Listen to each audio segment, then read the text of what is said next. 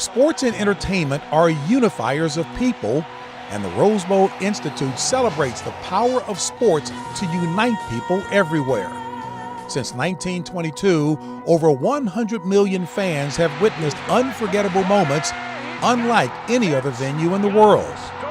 The global recognition of the Rose Bowl Stadium will bring people together to learn, be inspired, and explore discussions that positively impact society, showcasing the qualities these events have stood for over the past near century.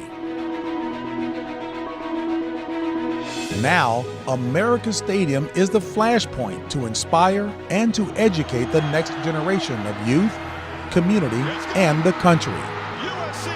This is the Rose Bowl Institute.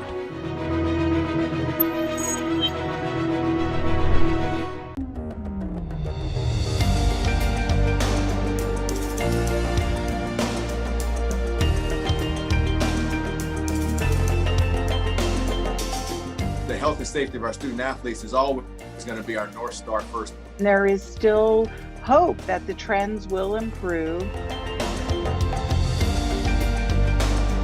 Working with the CDC and working with national levels. Everything on the ground is changing. We're trying to figure out, how do you operate? You couldn't play football if you wanted to at one point.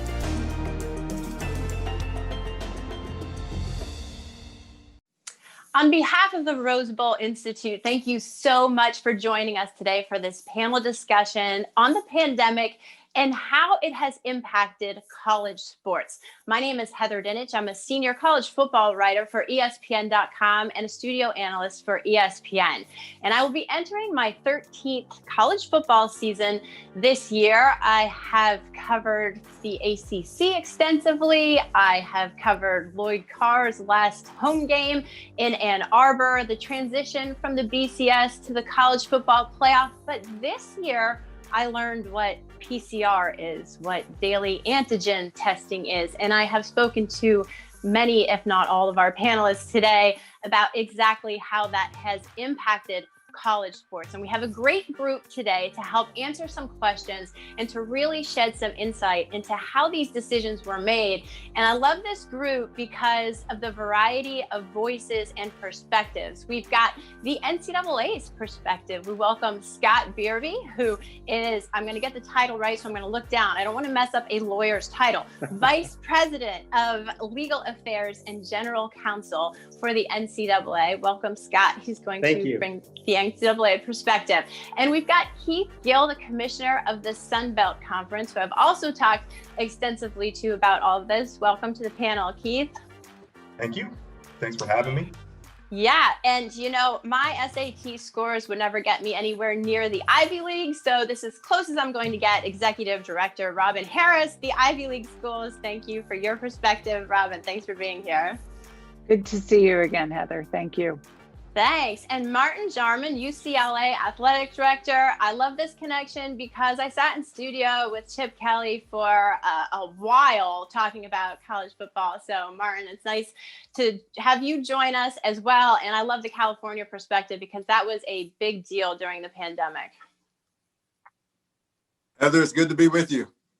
Thanks. So I would like to start with Robin because the Ivy League has been in the spotlight for so much. I mean, even since the spring and when the pandemic started. Robin, if you could kind of just walk us through where the conference is right now in terms of what's happening, because I believe, if I'm correct, and I just read something from Harvard, the Ivy League is still reluctant to play. What's been the decision-making process and how the university presidents have played a role in all of that? So we are where we have been since the middle part of March, which is continuing to evaluate the trends of the virus and the health and safety considerations for our campus communities. And those have resulted in campus policies that have so far made it impossible for our schools to compete athletically, because the campus policies initially in March, our campuses were sending students home. And our student athletes are, of course, students, so campus policies apply to them just as they do to other students. And so our athletes had to go home, and that meant competition in the spring was not feasible. And for the fall and the winter sports, the policies that caused the decision that we weren't able to compete are related to travel restrictions and visitors to campuses, as well as we still have social distancing limitations on campuses. And we have students enrolled and on campus who are very limited in what they're able to do. And while we are having athletic activities and we have a phased approach to those athletic activities, the travel policies and the limits on visitors to campus that exist right now still make it difficult for us to have competition. So we are continuing to evaluate and pay attention to all those trends. And there is hope. The presidents have postponed spring sports.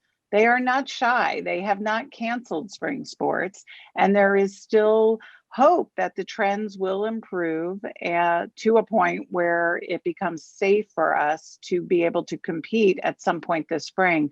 But there's no decision yet at this point. And so, Martin, I wanted to bring you into the conversation because the Pac-12 decision early on not to play before it did play, I'm not sure people realize that a lot of the basis for those decisions were because of state and local restrictions. Can you help explain and kind of pull back the curtain a little bit on you couldn't play football if you wanted to at one point? What was that like in the decision-making process there? And what was it like on campus, and how did that sort of change? Well, the first thing you got to remember is this was all new to everybody. This was still relatively early on in the process of understanding the virus, how it spreads, and what kind of contact. So a lot of information was still coming out, and you didn't really know who to trust and what was most important. And so that's when you have to rely on your medical personnel. And, for us, the health and safety of our student athletes is always going to be our North Star first and foremost. So during that time, we received a lot of counsel from our medical staffs from all the Pac-12 schools. But you also had to marry that with our local guidelines and protocols and restrictions. And the fact of the matter is, California at that time looked very different than Arizona, than Oregon, than Utah, than Colorado. And so, we were always from the beginning, we're either all in this together or we're not. It wasn't going to be any separation from that standpoint. We were going to be unified. But the challenge of that is, everybody interprets information differently and how that impacts us competing. So just from a California perspective, we weren't allowed to practice, to train more than, and I don't remember the exact number, maybe it was more than 12 people outside. So while we're not allowed to have more than 12 or 20, it was a small cohort number for LA County and our guidelines. Other places could do a lot more than that. So again, you're not even practicing, you're not even training at the same rate, which is not fair, and it's not consistent, and it doesn't give our student athletes the same opportunity as others. So that's the part that was challenging, not only the medical personnel from different Pac-12 institutions, the local restrictions and how that looked different. And by the way, we're all trying to understand something new that we've never been through and how it impacts us competing and what are the ramifications of that. You put all that in a pot and you stir that, and that's what happened. And so it was a challenging time, and there were a lot of factors that people don't really know that went into it, as far as the consistency was fair and ultimately was healthy and safe. And a lot of it depended on what lens you choose to view it from. And Keith, as you sit from a commissioner's chair, and the 10 FBS commissioners have always worked so close, hand in hand, and then you see the Big Ten makes its decision, the Pac-12 makes its decision. How did you, as the leader of the Sun Belt, what was the decision-making process for you in terms of what was best for your particular conference, and how much did what other leagues were doing influence the direction you went? Yeah, that was really the hard time. I think like in August when things started changing, the MAC made its announcement, Big Ten made its announcement, the Pac-12, I think it made it hard for all of us because, one of the questions, some of us that were playing, we were getting is, well, what do you know that they don't know? And that's a fair question. And I think it put a lot of pressure on the Sun Belt and on the other conferences that move forward. The way that we thought about it is we're just trying to make the best decisions for us. Like we didn't know any more than anyone else. It's just, what are your circumstances? You heard Martin talk about this, and I think Robin would probably agree with this.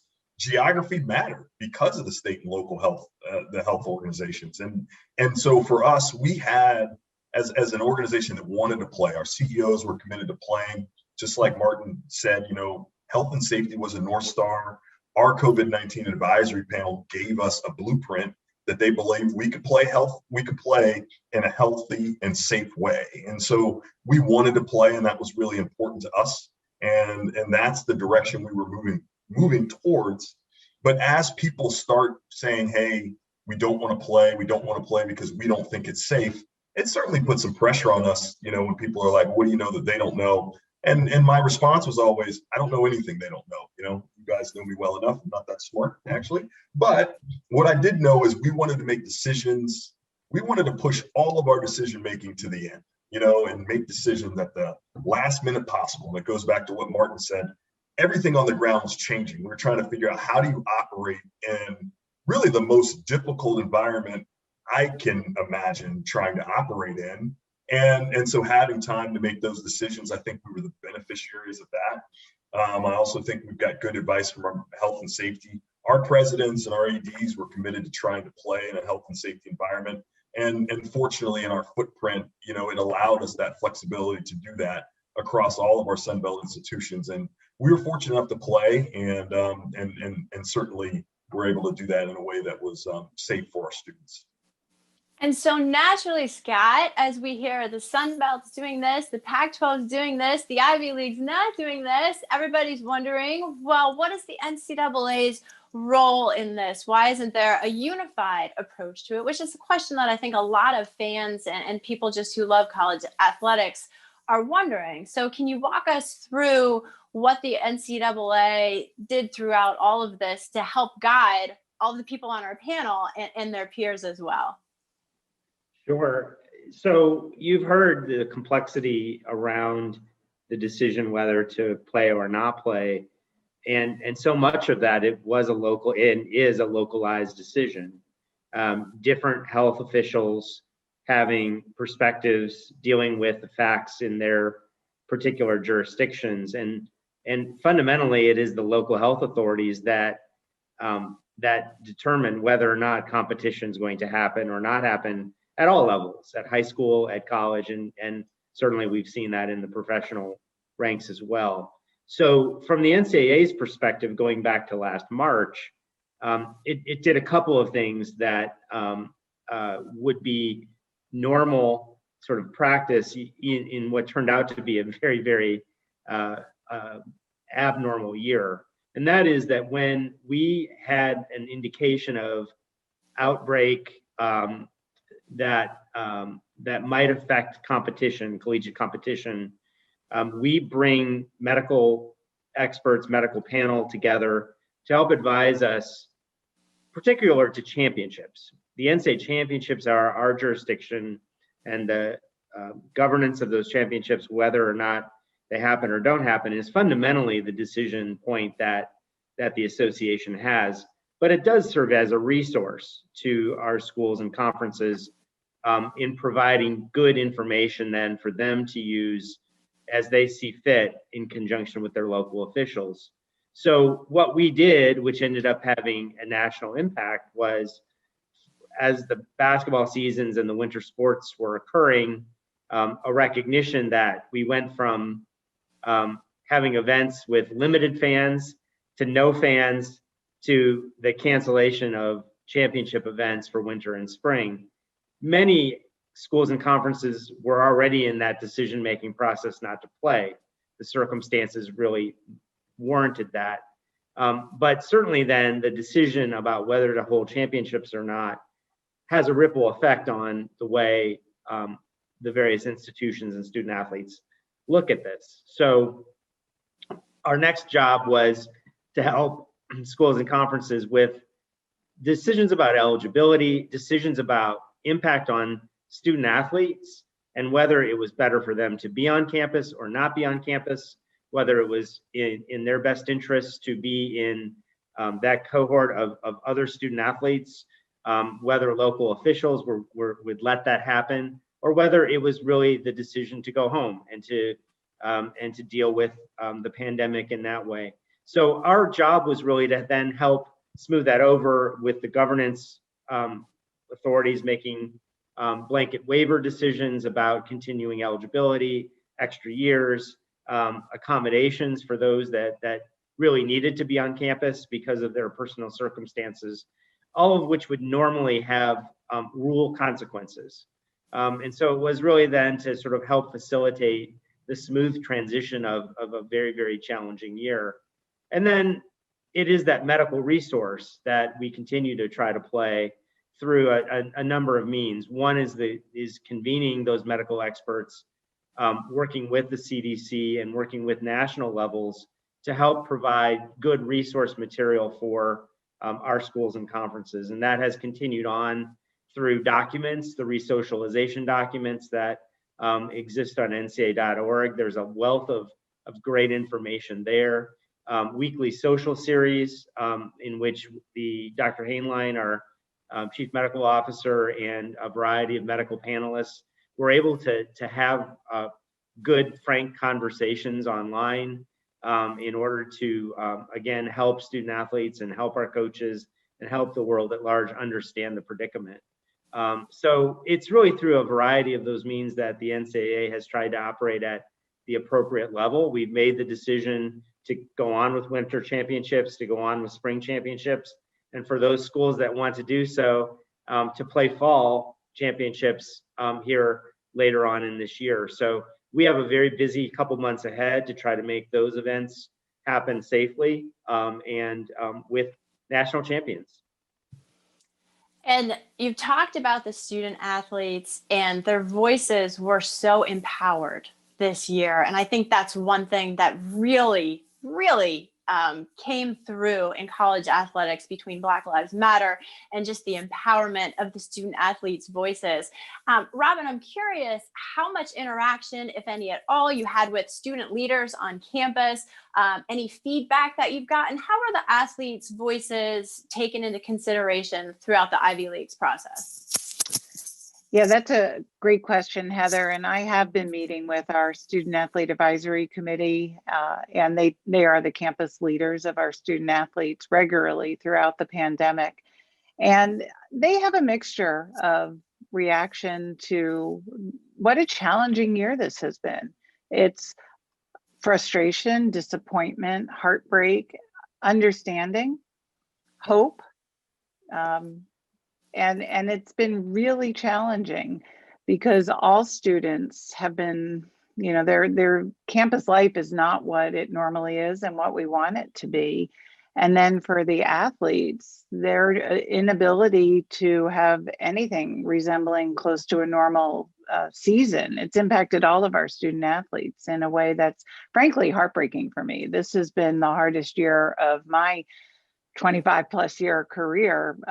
Nothing's even close to this. And we're heartbroken for our student athletes. We had student athletes last winter and spring who were poised to achieve tremendous successes in Ivy League tournaments and championships and on the national stage in NCAA competition. We had teams that are nationally ranked who had their seasons suddenly cut short in March, and that was heartbreaking. I can still say this now, we would have had national champions if we had been able to compete, and you can't prove me otherwise, right? We would have had national champions. We would have had national success in the other NCAA tournaments, and then to not have that opportunity in the fall of this year and in the winter, it's been disappointing. They're missing out on 1/4 of their collegiate experience. And now we have spring athletes who may be missing out on, certainly they're going to miss out on part of a spring season. And we don't know yet if we can compete this spring. And so that's half their collegiate experience. And I will say we're hearing more frustration now as we head into the spring. And I'll be candid about that. It's hard. They see everyone else competing and they wonder, well, why can't the Ivy League? And we have public health experts on our campuses and epidemiologists. And why can't we figure out how to compete if everyone else can? And it's not about the fact that we can't figure it out. We could implement the same protocols that others are following. It really comes down to the consistency with campus policies and the fact that they apply to athletics as they do to other segments of the campus populations. And that's a hard conversation to have with our student athletes and with some of our alumni and with our coaches as well. And there's a mixture of reaction to that. And frankly, I have that mixed reaction as well, because athletics is important to the Ivy League and we care about it. We care about the student athlete experience. At the end of the day, our presidents are focused on the campus communities and consistency with our campus policies.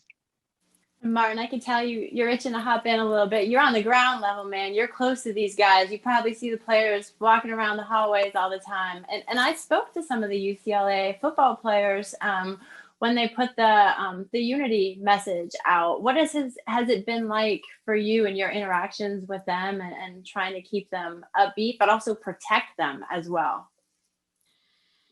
Yeah, it's been tough. It's been tough. They've been through so much. And like everybody mentioned earlier, this is a situation that none of us have been through. And so your heart goes out to them, first of all. And you really try to realize that they have a short window to do what they love.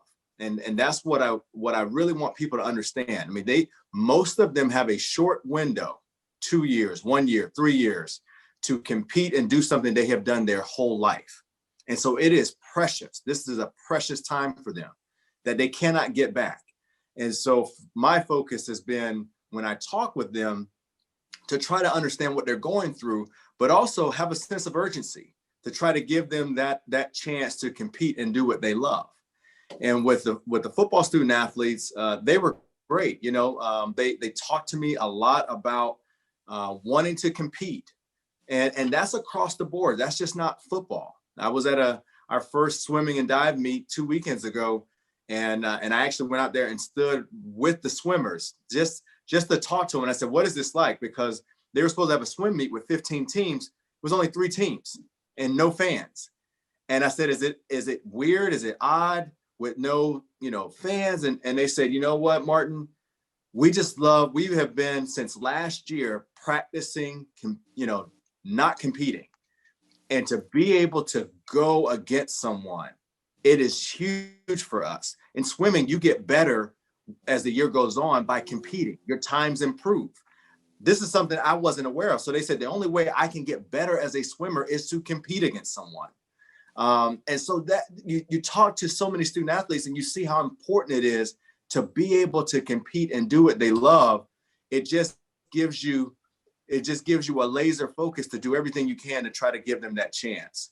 But it's been tough. It's been tough on them. But one thing that I don't think people know, when you're on the ground and you're talking to them, you realize how important it is for them to do this. And they want to do it, obviously, in a health and safety manner, but they really want to play. They want to compete. And so you want to do everything you can to give them that chance. Keith, is there anything you wanted to add there from the Sun Belt perspective?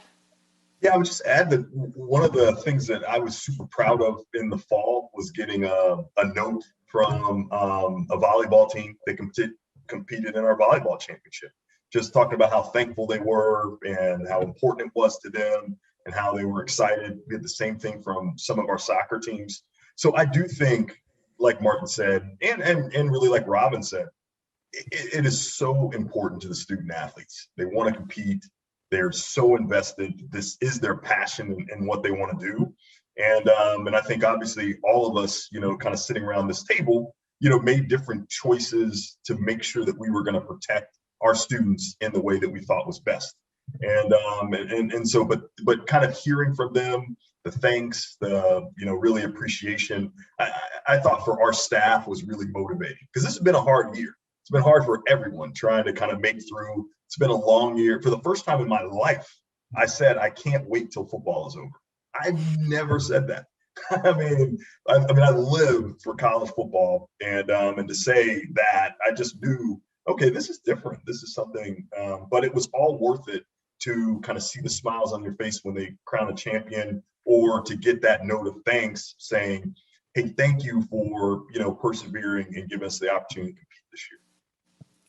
And so, Scott, as you hear them balance this at their individual levels, how do you advise or go about making these decisions with the economic impact, which is a very real thing in college athletics? I mean, I don't think any of us will forget when the NCAA tournament didn't happen. That is an enormous deal, as everyone knows, financially. But again, players want to play, at least a lot of them do, from what we've heard. So how do you balance these decisions with also the economic impact of running a business and a financial institution?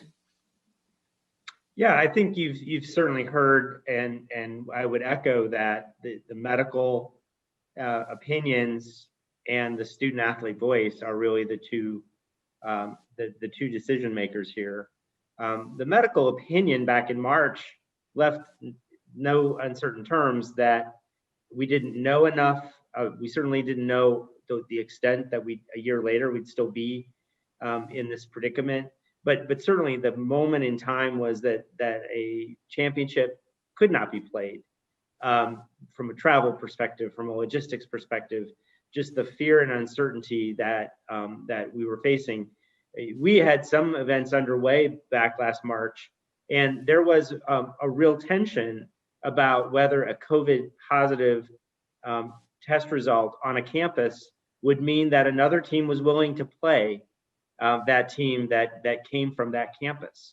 We've come so much further now. We understand more about the virus. We understand more about mitigation. We understand more about what's effective. And so as our institutions and conferences have made decisions, it's been with their medical advice in mind, with their local circumstances in mind. That's why some places have decided that fans are an appropriate way, and it doesn't augment the risk. Many other places have decided not to, that it really is about fulfilling then the student's desire to compete, even if there isn't anybody else around, or even if there isn't any television cameras that are in place. It's to accommodate those two interests. And then the economics are really the mitigation of loss and the mitigation of expense in a way then that can accommodate athletic departments that have hundreds of student athletes to keep in mind with respect to their training, their financial aid, and the requirements that exist toward them. So the economics really are about how to mitigate and how to offset loss in ways that are secondary, frankly, to the medical advice and the student athlete voice. And so here we are, 2021. Happy New Year, everybody. That wretched 2020 is gone, right? But yet it's still Groundhog's Day. My kids are still at the dining room table over there. There are a lot of things that haven't changed. What do you guys think is going to last from this? What do you think we're going to continue to see, whether it's from recruiting or budget cuts or daily testing, whatever it might be? Mart, how about you from the campus level?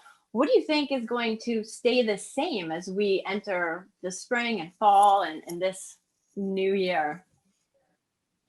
Heather, this is another conversation and another session.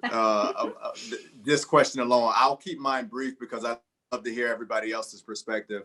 But obviously on the ground, I think recruiting is going to be totally different. I think our coaches have learned that they can accomplish their goals and develop relationships through a virtual primary way. But more importantly, I think there's more of a value been placed on your time with your current students, the desire to spend more time with your team and your family. And so I've talked to a number of football coaches that one of the first things they talk about is this was an eye-opening experience for them as far as not having to be on the road traveling all the time. I think it makes sense. We all want to be in person, and there's certain things that you need to do in person, but I think we've all learned that we don't have to travel and spend the hours away from campus and away from our families as much as we have done in the past. So I think that is one that's a no-brainer from my perspective. And then also too, I think you're going to see, everybody's hurting financially.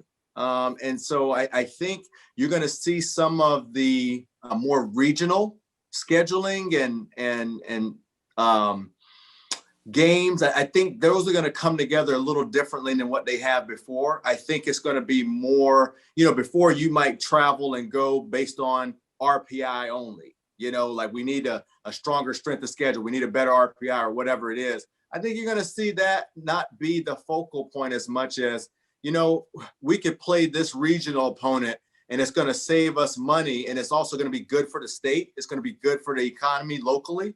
I think you're going to have more decisions that are centered around financially more focused or responsible, fiscally responsible, but also what makes sense for some of the other local constituents that we have at play. I think you're going to see that last throughout that, and that's going to be more important. Robin, what do you think? Yeah, I agree with what Martin said about travel. I think there's going to be much less travel in the future. We still need in-person connection and discussion and the camaraderie that comes from being in person. But I do think that the number of meetings that we have so many people travel to get together for a few hours, we now know we can achieve a similar purpose by conducting it via video discussion. So I think conference calls may be in the rearview mirror, and we may not see conference calls anymore, or at least not very often. I think also we're going to appreciate, I know in the Ivy League we will, a lot of the things that we took for granted in terms of the ability to have in-person interactions and competition, and our student athletes right now that are coming back to campuses as our campuses are opening this month, and just getting out. We had some campuses that had no students last fall on campus.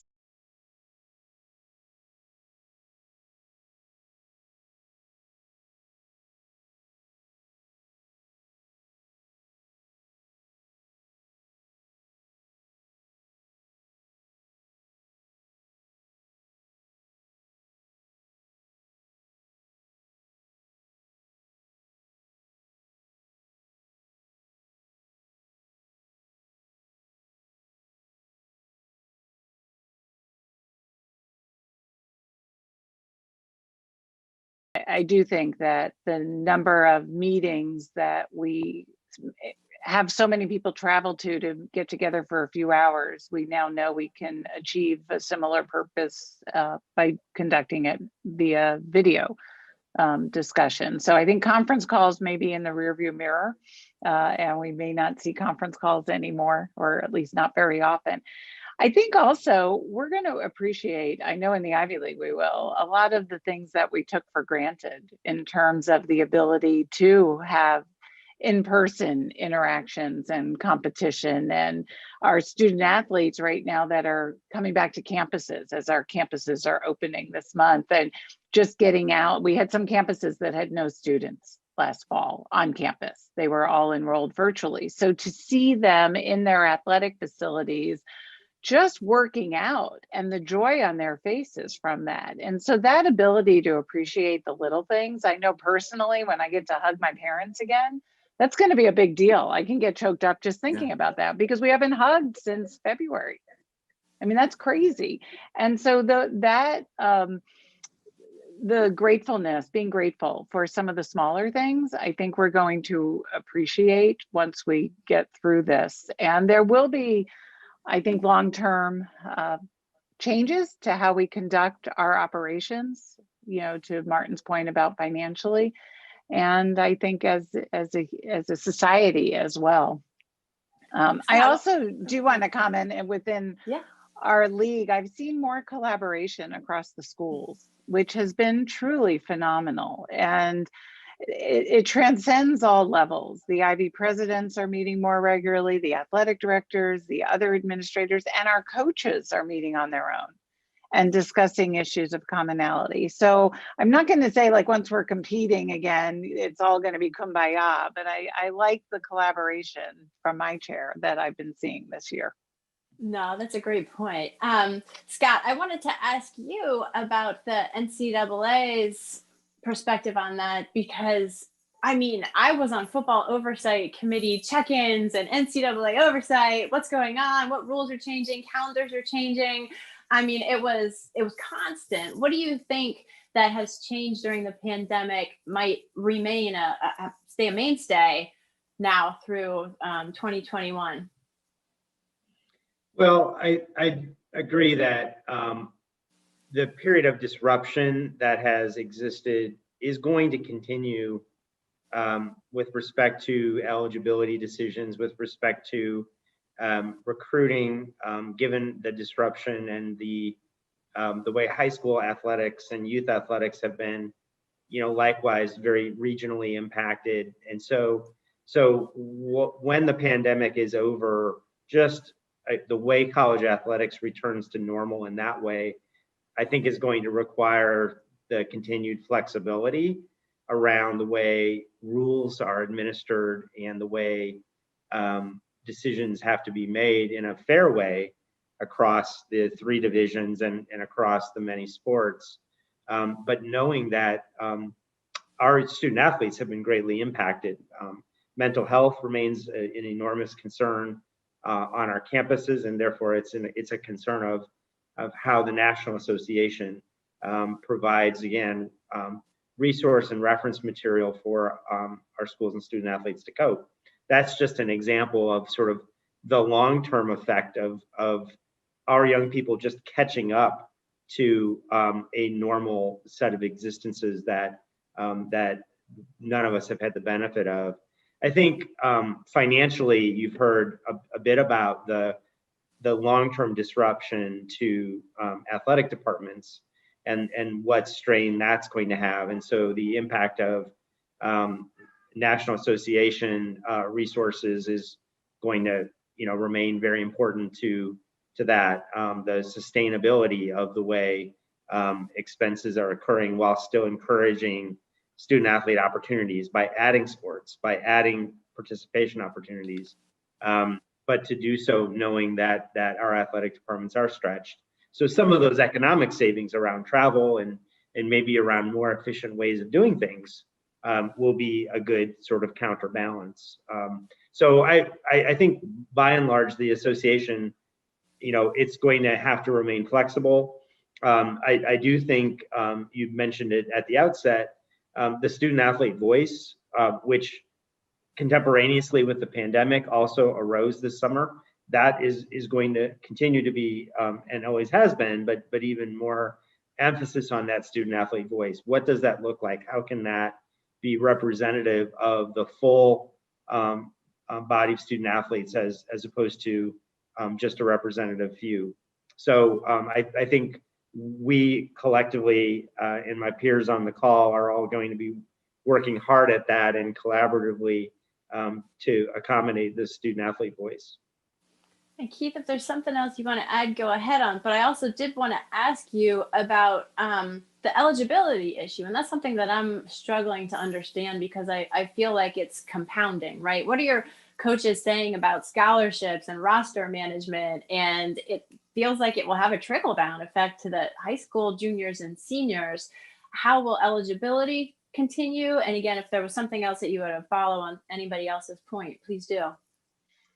No, I think that wow, the cat got me a little distracted there. But I really looked at, and I've kind of said this to our folks, is that, the pandemic, I don't know that it's really changed history as much as accelerated it, and so a lot of these changes were coming down the pipe one way or the other. We just got there maybe a little quicker. When you think about Martin's point, you think about, we did a whole basketball recruiting cycle and no coach went to an AAU event in July. So that means we can do it. I mean, and so how do those changes stick? I think Robin's point about collaboration, I think is spot on. And I would say that nationally, when you look at how often we meet as a CCA group, how often we meet with the NCAA staff as a CCA group, how much we have interactions in our governing body. And I think that that's important. I think the eligibility question is a big one. I think we all know that something interesting is happening because you have these, super seniors that eventually will kind of be on all of our rosters. You have freshmen who are trying to break their way in, and it's just there's only, the opportunities aren't increasing. You can only play 11 on offense at one time. So there's not going to be more opportunities to play per se, but the rosters are going to be bigger. They're going to be more scholarship quality people there fighting for opportunities. And so I think those impacts will be big. Obviously, there's some transfer changes kind of coming down the pipe in 5 sports. And I think you're going to see a ton of transfer in that space. I continue to have concerns about the initial counter kind of limitations as it relates to some of these changes that are coming. So I think there's going to be some impacts that we're going to have to adjust, because when the transfer rules do change, there's just going to be a lot of movement, because there are going to be a lot more bodies on rosters. There's going to be the same amount of playing time. That doesn't increase at all.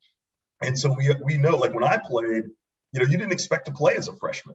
So you waited, and, when you were a junior, you wanted to play. Now you come in as a freshman football player expecting to play. And if you don't, you're disappointed and you go find another opportunity. And so I think with that culture shift, with the change in the transfer space, with kind of the eligibility kind of implications of some of the pandemic relief Scott referred to everywhere, I do think you have a combining, I don't necessarily want to call it a perfect storm, because I don't know that it's going to be all bad, but I certainly it's going to make some challenges for our coaches and our institutions and our students, more importantly, trying to find their place in that kind of playing time mix.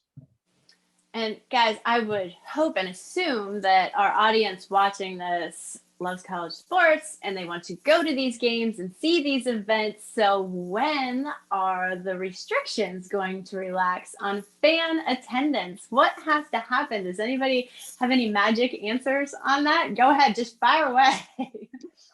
I think some of these decisions are regional, and I think that's come up before, that we've really seen great disparity as we collaborate nationally with the commissioners on our CCA calls, which are multiple a week. In the spring, the geographic differences were stark, very different, and they've continued to be quite different in approaches. So to some extent, I think fan attendance, particularly with indoor venues, is so dependent on state and local regulations. Yeah. To Robin's point, and sorry, I didn't mean to cut you off, Robin. But I was just going to say, the Sun Belt will have fans at our basketball championship. So, and I would suspect that if that was hosted on UCLA's campus, that was hosted in Princeton, New Jersey, that wouldn't be possible, and that's a regional difference that we're all going to have to, that we all do work through on a regular basis, that will continue to impact these decisions. Yeah, and I would just add, I think for large event planners, there are a lot of, I think, interesting developments as people feel comfortable again getting together in the sort of mass numbers that exist at concerts and at sporting events and in other places where that energy is part and parcel of the experience. And yet, at least it would seem that it will take some time for that comfort level to return, let alone the health consequences of vaccinations and positive numbers going down for the virus. But even after that, I think there's this residual effect of when will people feel comfortable? It's one thing, and I agree with Robin, it's like, to give a good hug to somebody you haven't hugged in a year is going to be super important on a one-on-one level. But when you start high-fiving the 500 people around you, is that like, when will that feel normal again? And maybe it will right away. And certainly it's going to vary by the experience of the person. But I do think that that's something we're going to have to watch for. And then there, just the technology around fan entrance, fan safety, and whether any of that will remain with us in terms of, no longer feeling like it's okay to go somewhere when you have the flu, right? And yet, that there was a certain sort of, oh, I'm okay, I'm not going to be contagious. Well, hopefully there's a greater awareness around that, which will make people make better choices. Martin, you guys sell some football tickets. Heather, I'm the eternal optimist. We're going to have fans. I can't wait. I'm excited. I think people feed off the energy when they're around each other. And I actually think, and I hope as we move forward with the mitigation and vaccine, and that we can be a part of the solution to help people show the behaviors that we all need, herd mentality, you've heard those things, to really put us in a position that by the time we get to the summer and fall, that we can be together again. So I'm positive, I'm bullish on that. And I just think that we've got to continue monitoring it, but we got to be a part of the solution and help people understand the importance of doing and vaccine and doing the things necessary, the behaviors necessary to put us in a position to where we can all get back together again and have that energy. So And I do think go ahead. No, go ahead. the only thing I was going to say, just to add on to what Martin said, is it really is about what normal looks like. It won't be exactly like it was in 2019, but it will be some sort of modified version of that, where people get together. Maybe you don't high five anyone, but you stand next to them, or what have you. So yeah, exactly. Maybe it's a virtual high five. I'm like Martin. I'm optimistic. I do think that things will start moving more towards normal, but I do think normal is going to look different kind of going forward. So playing on that, going forward, to wrap up, what's one thing each of you learned from your perspective seats from last season that you hope to use going forward to make 2021 a little bit better? Go ahead, Robin. I think I learned a lot about leadership through something that is incredibly challenging for everyone, and how to manage staff members, how to manage conference constituents, how to look forward, but also focus on the day when everything is so complicated and so hard. So I learned the importance also of getting outside daily for my walks, and how that can change my mindset and also create inspiration. And I listen to a lot of leadership podcasts while doing so. And I really do think this has been an incredible learning year, even though it's been very, very challenging. Mental health. Martin, how about you? Heather, I created 3 P's that I've learned: perspective, purpose, and passion. So perspective during this time when it's chaotic, you've got to talk and connect with other people to help your perspective and understand that we're all going through this. Things are not going to always be this way. You have to be willing to shift. And so you've got to enrich your perspective to help you deal with it. The purpose, whenever it's like this, it's like laser focused on what's most important. We talked about that earlier. How do we get our student athletes to compete and do what they love in a healthy and a safety manner? I think it's allowed that purpose to really laser and hone in. And then passion. Once you have that perspective and that purpose, you got to have energy. You got to go after it. It's going to be hard, but we have to have a vigor and a passion to do this. And that's what I've learned, is you've got to really sharpen and kind of focus among the chaos. What can you count on? And that for me is those 3 P's. I love that. I got to get you in my dining room teaching these Perspective, boys. purpose, passion. Absolutely. Absolutely. Keith, teach us. What did you learn? I know. Well, first I learned I'm going to steal Martin's 3Ps. So the next time I'm on a panel, you'll hear the Keith's 3Ps from the pandemic. But I think it kind of combines like Martin and Robin a little bit, and this is really a leadership thing, which is, how you stay calm and how you simplify things. I just think that when you're sitting in April and you're looking at it, you're just overwhelmed. You have no idea what's going on, and you really do need to get your wits about you, be calm, figure out how to take some bite-sized chunks and kind of work through your plan and work through your progression.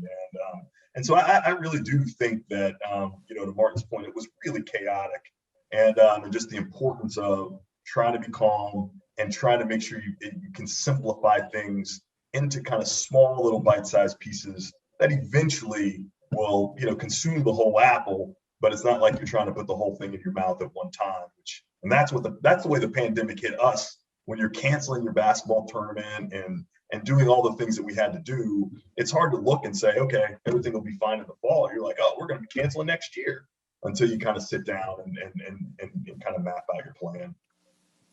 God, how about the NCAA? I was hoping you would skip over after all these great answers. I don't have anything as profound as the 3Ps, but I would just say that from the vantage point that I've had the privilege of watching these leaders and others, it's really the reassurance that there is decision making going on that